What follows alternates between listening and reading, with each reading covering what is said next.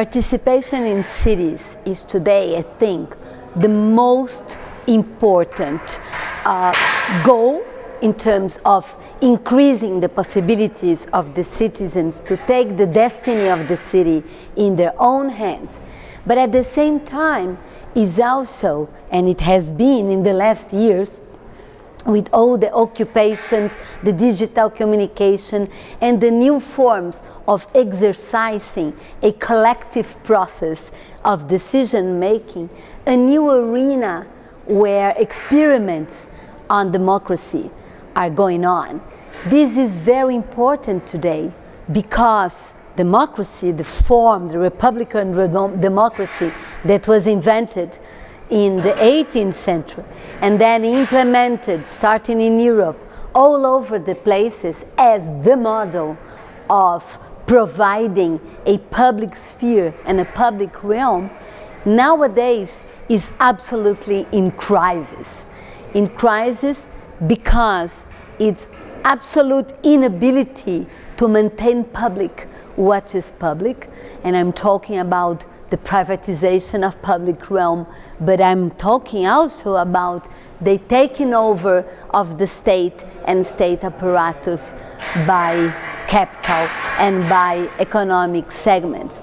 That's why it's so important today. One of the main forms of resistance to this anti-democratic way of managing cities is precisely participation. I think that those victories in the last elections in Spain were, I would say, the best news of the decade, because we were seeing the rise of new liberal states and new liberal policies all over the planet. In Europe, that was absolutely clear. And it was absolutely clear that the traditional parties, the traditional left parties, like the socialist parties, everywhere, including in Brazil, was subject also to the superimposition of new liberal policies and to create a new liberal city.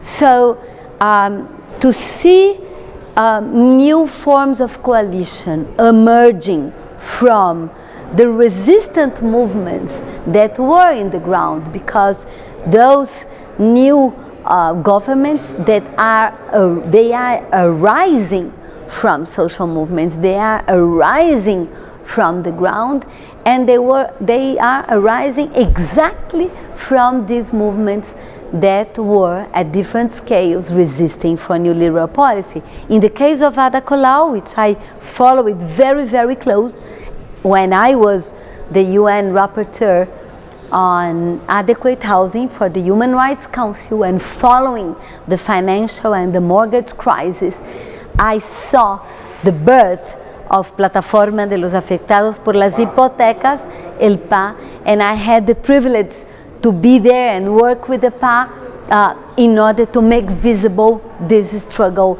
at the UN level, at the general level, at the international media.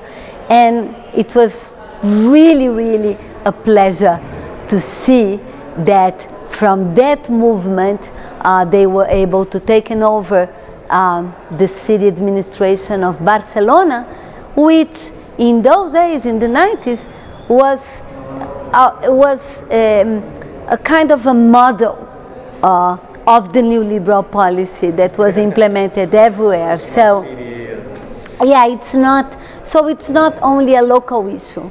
I think it has an international effect and impact as well.